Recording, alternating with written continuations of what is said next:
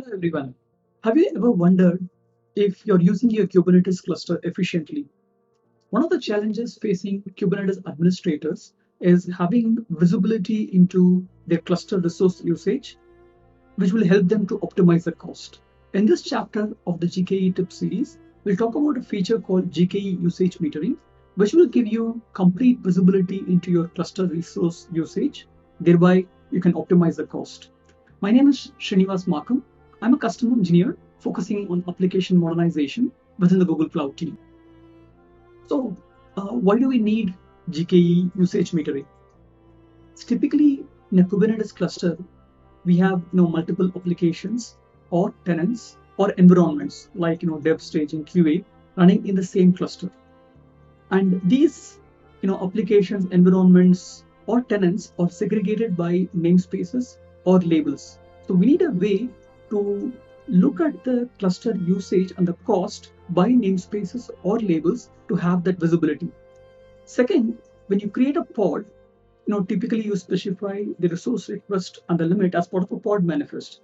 And typically developers, put these numbers, most likely not taking enough things into consideration. And even if they, take all the things into consideration, over a period, the application requirements change and nobody takes effort to make sure that the requests that they are put in are still applicable. So we need a way to map what is actually requested in the pod to what is actually used so that we can tweak the request numbers to the appropriate values. So what is GKE usage metering? As we looked earlier, we can break down our cluster cost into namespaces, labels, or a combination of the both. We can get the cost breakdown by CPU, memory, network, GPU, TPU, or any of the resources which the cluster is consuming. So in terms of enabling this feature, we can enable it when we create a cluster, or we can update it later after the cluster is created as well. So one important thing is when the way in which the correlation is done between the billing data, which actually gives our costing for our billing account, and the metering data, which gives the the consumption and the request parameters, right? These needs to be correlated. And the way it is done is by exporting both the billing data as well as the metering data that GKE is collecting to the BigQuery, and then later we can correlate the two and connect that data to Data Studio for us to visualize. So these are some sample dashboards that Data Studio is able to create. If you look at the left-hand side, this particular dashboard talks about visibility at individual namespace level. Here we see the cost per namespace. The second dashboard talks about the consumption-based metering. So here we look at the request versus what is consumed for memory as well as for CPU, and we can look at it both at the cluster level as well as at the namespace level. Now, in terms of the workflow, right, how this holds, how do you set this up? The first step would be, you need to create a BigQuery dataset and table for exporting your, billing data to BigQuery. We have to do the same for, GKE metering.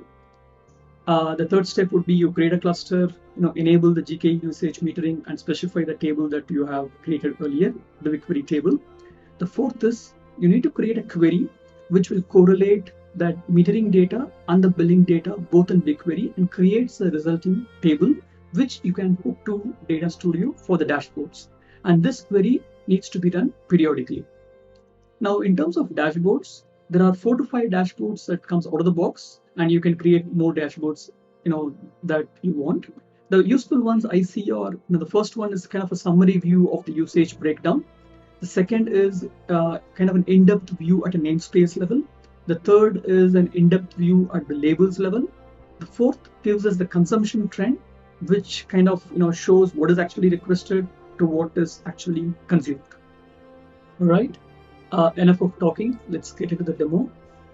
So I already have a GKE cluster where I have enabled the metering functionality.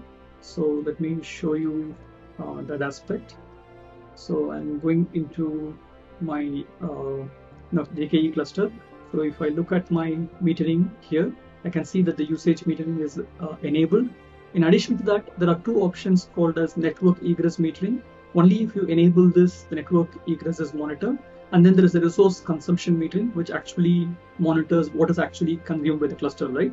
So in my case, I have enabled all these capabilities. Now, let's look at what I have done from the BigQuery perspective. So here I go to my BigQuery. Now, two things I mentioned, right? One is my billing data. So if I go to my the GCP billing demo, this is a data set that captures the billing data from my billing account, and you can see that here.